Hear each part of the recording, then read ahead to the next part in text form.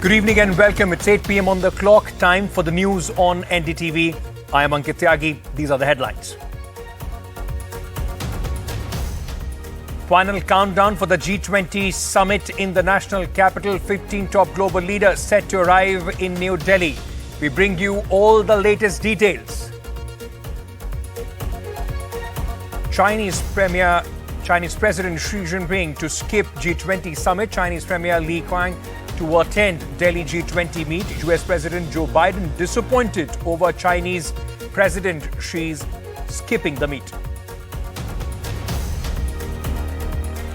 Centre concludes its arguments in the Article 370 hearing. Top court wants affidavit from National Conference MP. Centre Article 370 was temporary. Due process followed by the government.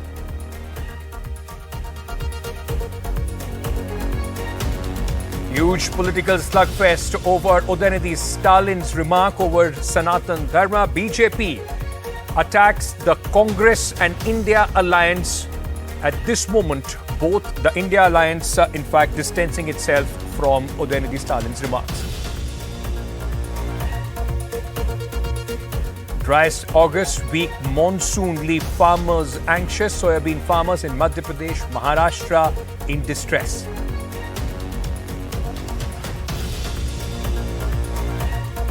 And Vikram lander exceeds Chandrayaan's mission goals. ISRO says Vikram lander successfully completed a hop experiment.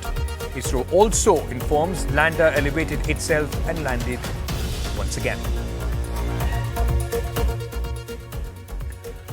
All right, starting with the top political story of the day. While Tamil Nadu Chief Minister M.K. Stalin's son Udhayanidhi Stalin reiterated his stance on the eradication of Sanatana Dharma, the BJP has put the finger on India alliance. The Congress, meanwhile, remains conflicted over Stalin Jr.'s remark.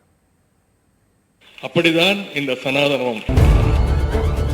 Tamil Nadu Minister and Chief Minister's son Udhayanidhi Stalin has reiterated that he wants Sanatana Dharma, that he said was caste hierarchy, eradicated, and said the BJP was twisting what he had said as they were afraid of the India alliance.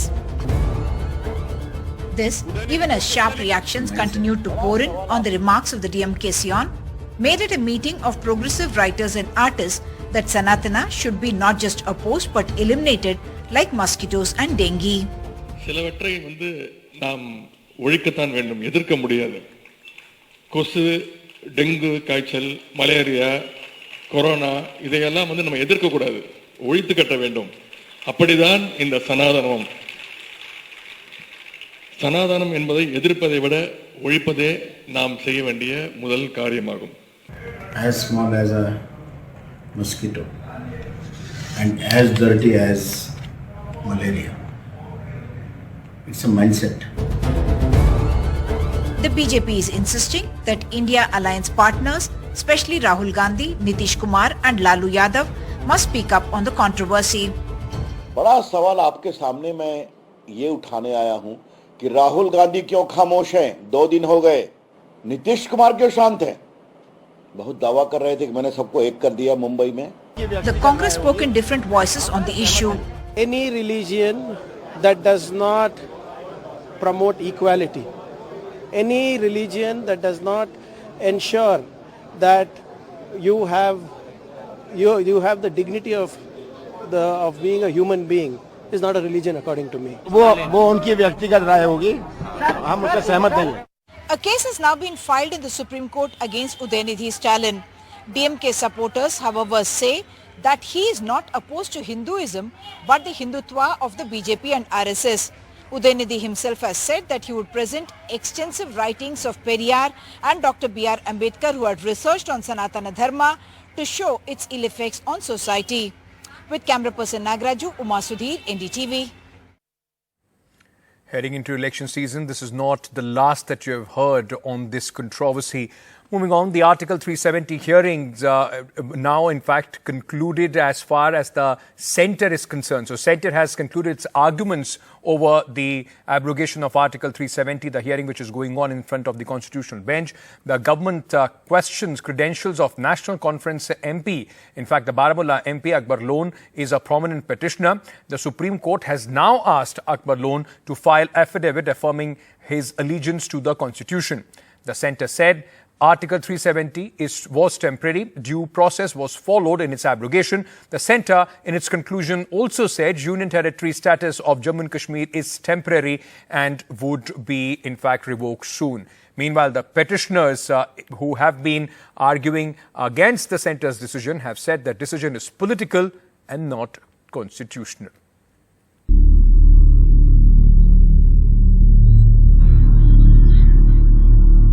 As the centre concluded its arguments defending the scrapping of Article 370 before the Supreme Court, Solicitor General Tushar Mehta questioned the credentials of lead petitioner Mohammad Akbar Lone, the National Conference MP who has challenged the scrapping of Article 370. Lone is accused of raising pro-Pakistan slogans inside the Jammu and Kashmir Assembly in 2018. The top court asked the National Conference leader to file an affidavit affirming that Jammu and Kashmir is an integral part of India and that he owed allegiance to the Constitution of India. We proceed on the basis that he's willing to file an affidavit before our court saying that, well, he owes allegiance like every other Indian citizen to the Constitution of India and that Jammu and Kashmir is an integral part of the country. I'm sorry for the interruption. Another aspect, the affidavit mentions that in all public speeches of petitioner number 1, he supports separatist elements and other elements. Let him say he does not support secessionism and terrorism. No citizen of this country can have any objection in filing that affidavit. The centre's lawyers argued that Article 370 was temporary and due process was followed to abrogate it. The centre also told the top court that Union Territory status of Jammu and Kashmir is temporary, but did not give a time frame about when statehood will be restored. Senior advocate Kapil Sibal, appearing for some petitioners, challenged the arguments put forth by the centre. He said that the centre had no power to abrogate Article 370 and its decision of abrogation was a political one and had nothing to do with the Constitution. Because this was, as I said, this is a political decision. It has nothing to do with the Constitution. I've been saying that from day one, Malas. These are political decisions. Even 272, 273 is political. The Chief Justice has set the deadline of completing counter-arguments by next Tuesday and will then wrap up the hearing of one of the most contentious constitutional matters in India. With Nazir Masoodi, Bureau Report, NDTV. Let's shift focus to Manipur now. A police case has been filed against 3 members of a fact-finding committee of the Editors Guild of India, which went to Manipur to look into the media reportage of the ethnic conflict. Now, allegations that the report submitted by the team was false, fabricated and sponsored. Imphal-based social worker N. Sarat Singh filed an FIR against the 3 members who had come to Manipur between August 7th and August 10th. Now, Seema Guha, Sanjay Kapoor and Bharat Bhushan were the members which were sent by the Editors Guild of India. The Editors Guild of India president has also been mentioned as an accused in the FIR. One of the allegations in the FIR is that the Editors Guild reports captioned the photo of a burning building in Churachandpur district as a cookie house. The Editors Guild of India, in the report released on Saturday, said there are clear indications that the leadership of the state became partisan during the conflict. All right, so now, in fact, trouble there as far as the messengers are concerned. Now, going across to the farmer distress in the states of Madhya Pradesh and Maharashtra, with deficient rain casting severe adverse shadow on the Kharif crops, particularly the soya bean, in more than half of Madhya Pradesh, 53 districts strong, the state where soya bean, in fact, is a prominent crop. Now, this is slowly turning into a political issue in the state, which is due to see elections at the end of this year. Now, according to the IMD, the entire state on September 3rd, 2023 has reported 18% below a normal rainfall, and August has been extremely dry. Even in Maharashtra, soybean farmers have been under adverse conditions. From greenery all around to desperate farmers destroying their own standing crops, things have changed drastically for Madhya Pradesh farmers. In a monsoon season marked by low rainfall and the driest ever August. 29 of MP's 53 districts, that over 50%, have faced a serious rain deficiency this monsoon. The biggest losers, farmers who sowed soybean, a major kharif crop of Madhya Pradesh, contributing over 60% in total national production. Farmers says it's not just deficient rainfall but long power cuts affecting tube well irrigation are also not helping. Soybean नरसंग पीरी पीरी पड़ रही है, पानी नहीं पड़ी रही है, बदल सड़ी सड़ी नहीं रहा, पर पड़े तो फसल वे कई वे सब फजे नहीं है, सब पीरी पीरी पड़ी, कई फजे नहीं आई रही, खाली ये बोबा है, जो ये खराब भी रहा, नहीं आ रहा, पानी नहीं आवेगा इंदर देख, तो यार ढांडा डोर हाँकना पड़ेगा, कई करा साहब कटा हुआ का खर्चो 50,000-60,000 रुपया लगी गया, यो लागत ही बेटी नहीं दे। बहुत हो गया ना, अब इतना 2 कुंटल हमारा वो ऐसा वो खत्म हो गया था। हाँ। और कितनी जगह पर लगाया था? हमने 4 जगह लगाए थे। चारों जगह स्थिति है? हाँ, 4 जगह से। Chief Minister Shivraj Singh Chauhan, who will lead the BJP into the high-profile state election in months, had held emergency meetings over the issue and has also sought divine intervention, offering prayers at famous Mahakaleshwar temple in Ujjain. अल्प वर्षा के कारण लगभग अगस्त माह पूरा सूखा गया है और इसलिए अब सूखे की स्थिति मध्य प्रदेश में पैदा हो रही है और फसलों पर संकट छाया है। जहां जहां से बांधों से पानी छोड़कर अभी फसलें बचाई जा सकती है, उन बांधों से पानी छोड़ा जाए, छोड़ रहे हैं हम लोग। पूरा का पूरा खत्म हो गया। The Congress, the ruling BJP's biggest challenge in the state polls, has demanded immediate compensation for farmers. शासन से, बैंक से, इनसे सबसे सरकार जिन कंपनियों को, बीमा कंपनियों को लाभ मिला है, उनसे वापस इनको मुआवजा दिलवाएं, प्रयास करें। 7 घंटे आप बिजली की बात करते फिर भी अघोषित कटौती करते हो। बिजली के बढ़े हुए लगभग अद्भुत बिल है, इस नाम पे बिजली काटी जा रही है। With the rain deficiency having a negative bearing on the Kharif crop just 2.5 months before the elections, the ruling BJP leaders are concerned. The development is also slowly turning into a poll issue, though a few spells of rain in coming weeks could be seen as a saver in reducing the losses. However, the total production is set to decline this season. In Bhopal, with camera person Rizwan Khan, Anurag Dwari for NDTV. Like Madhya Pradesh, as I was telling you earlier, soybean farmers in Maharashtra are also in distress. Scantly rainfall in August has just added to their woes. The government says their priority is to provide drinking water. Troubled by scanty rain during the monsoon season, Anna Sahib Mate has raised his own soybean crop with a tractor. He first sowed soybean on his 4-acre land in the Dongaran area of Ahmednagar in June. The crop was destroyed due to deficient rain. He tried again in July, hoping for better results, but to no avail. He has suffered a loss of about 1.5 lakh rupees. 2 महिने peak झाल्यानंतर आता एक अर्ध full आलं, पाऊस नसल्यामुळे ती फुलगळ होऊन गेली तिला. फुलगळ झाल्यानंतर आता परत जरी पाऊस झाला तर परत सोयाबीनला डबल फुल धारण होत नाही. मग त्याच्यामुळे ते रोटा मारण्यात पहिली पेरणी केली त्यावेळेस सगळ्याला 1 लाख रुपये खर्च आला. डबल पेरणी करायची वेळ आली त्याच्यामुळे 50,000 रुपये लागली. It's not just Ahmednagar. Many parts of Marathwada are reeling under drought-like conditions. Plants are drying up.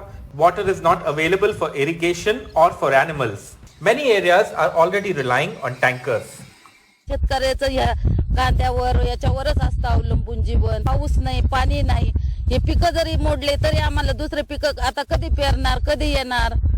आता आम्ही काय करायचं, आम्ही कशावर जगायचं. आम्हाला काही सरकारने मदत करावी. लाखो रुपयाचा खर्च व्हायला गेलेला आहे. त्याच्यामुळे शेतकऱ्यांना आत्महत्या केल्याशिवाय पर्याय नाही. आणि सध्या शासनाकडे काय चाललेलं आहे, याची टीका करायची, त्यांनी त्याची टीका, एकमेकावर कुरघोडी करायचं, एकमेकाला ताकद दाखवायचा प्रयत्न चालू आहे. According to data from the Maharashtra Water Department, nearly 85% water was available in dams last year, but this year, water levels have dropped below 65%. While 86% water was available last year in the dams of the Aurangabad region, this year just 37% water is available. The government has ordered officials to prioritize drinking water, water for animals and fodder. सरासरीच्या 50% कमी मागील वर्षीच्या तुलनेत पाऊस आपल्याला जिल्ह्यामध्ये मिळालेला आहे. 5% विमा क्षेत्र सर्वेक्षण करण्याबाबत आदेश निर्गमित केलेले आहे आणि त्या अनुषंगाने आपल्या 14ही तालुक्यांमध्ये सर्वेक्षणाची कार्यवाही सुरू आहे. सध्या आम्ही 60 टँकरद्वारे सध्या पाणी पुरवठा सुरू केलेला आहे जिल्ह्यामध्ये. जनावरं असतील, माणसं असतील, त्यांना पाणी पुरवठ्याच्या अनुषंगाने विविध उपाययोजना करण्याचं नियोजन सध्या चालू आहे. Even before the monsoon season is over, Maharashtra is facing a water crisis that is only going to get worse. With Sagar Dusal in Ahmednagar, camera person Rajendra Dayalkar and Sohit Mishra, Bureau Report, NDTV.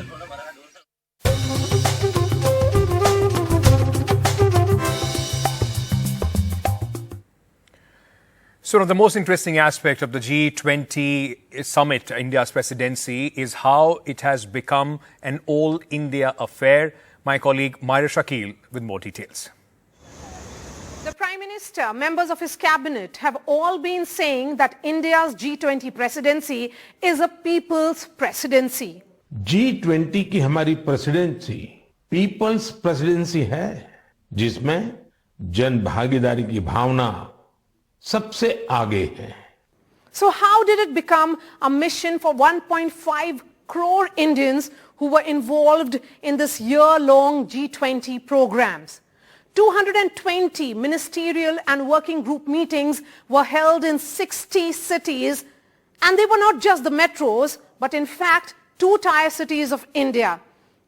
25,000 delegates participated in these pan-India events.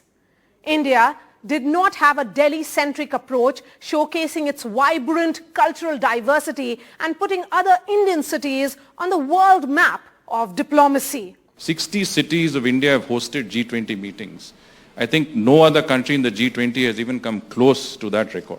The third tourism working group meeting in Srinagar hosted 60 foreign delegates. It was one of the biggest international events held in Jammu and Kashmir since the abrogation of Article 370. While China skipped the meeting, officials from G20 members, which included Australia, Canada, France, Germany, Japan, South Korea, Russia, the UK, the US, and the European Union, all of them attended the inaugural events on the banks of Dal Lake. Varanasi hosted the culture ministers meeting. Delegates, in fact, saw India's oldest city and also the Ganga Aarti. Just to recall for our viewers, this isn't the first time that Prime Minister Narendra Modi has attempted to make a shift in what was earlier Delhi-centric diplomatic approach. Now, perhaps it is all of India. In September of 2014, Prime Minister Modi had hosted Chinese Premier Xi Jinping in Ahmedabad. Remember that image of the 2 leaders on the traditional swing on the Sabarmati riverfront? In fact, in 2018, it was Mahabalipuram which played host to Xi. The world's biggest cricket stadium in Ahmedabad played host to the then US President Donald Trump in 2020 with a big rally dubbed as Namaste Trump. In October 2022, India and the United Nations launched Mission Life, characterized by a 3-pronged strategy for collective climate action.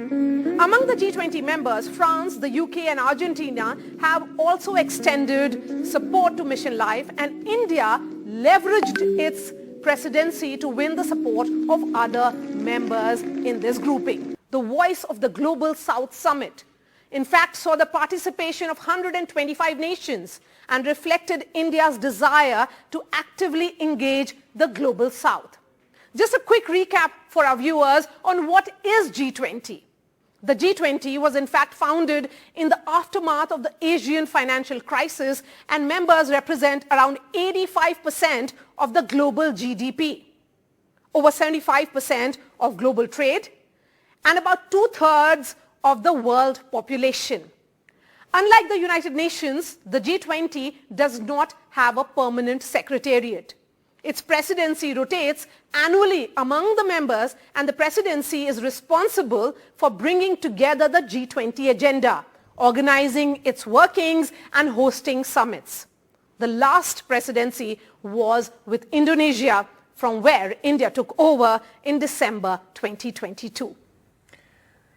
Let's give you more explainers. What is the G20? I mean, the entire works. How is the process? How does this G20 grouping works? My colleague Parmeshwar Bawa with more details. Let's take you through how the G20 works. Well, processes under G20 are divided into two parallel tracks, the finance track and the Sherpa track.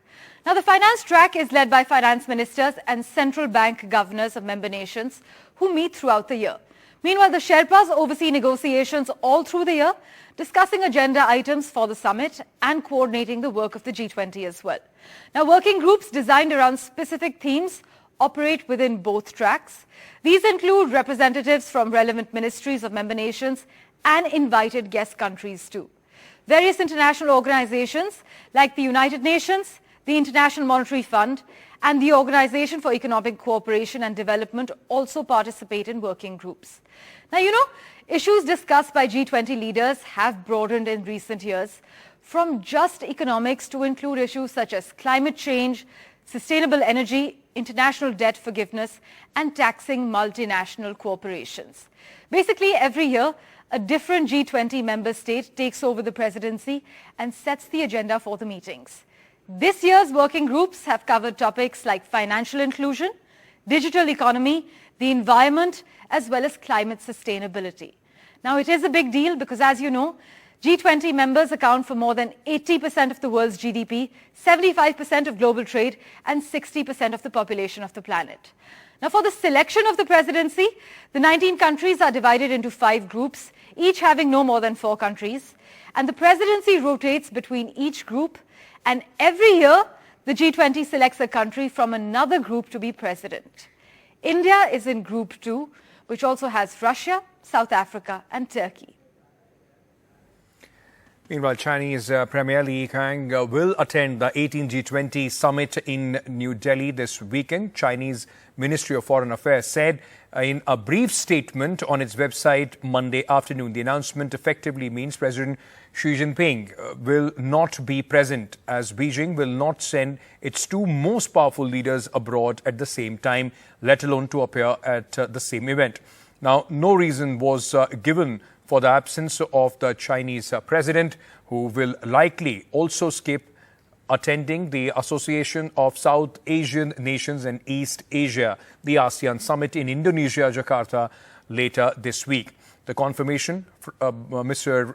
Jinping will not be at this year's G20 summit, comes after days of speculation to that effect and shortly after a brief global controversy over a new standard map that claims Arunachal Pradesh and Aksai Chin as well as territories from other nations as part of China. Mr. Jinping is the second world leader to skip the summit in India. Last week, Russian President Vladimir Putin conveyed to Prime Minister Narendra Modi his inability to attend the summit. 欢迎出席今天的外交部例行记者会。首先，应印度共和国政府邀请，国务院总理李强将于9月9日至10日出席在印度新德里举行的20国集团领导人第18次峰会。 US President Joe Biden has said that he is disappointed that Chinese President Xi Jinping was not attending the G20 summit. I am disappointed, but I'm going to get to see him. All right. And before we go, days after Chandrayaan-3's successful moon landing, the Vikram lander has made a touchdown on the lunar surface again. The Indian Space Agency said today that Vikram lander has exceeded Chandrayaan-3 mission objectives and successfully completed a hop experiment. In fact, this was in a statement released by ISRO. The tweet also showed a picture of this event. Now, Vikram lander is set to go into sleep mode at around 800 hours IST today. Prior to that, the in situ experiment by the chased Ramba, LP and ILSA payloads are performed at the new location. The data collected is received at Earth. The payloads are now switched off. Vikram lander receivers have been kept on. That's the information that ISRO has provided on the Vikram lander.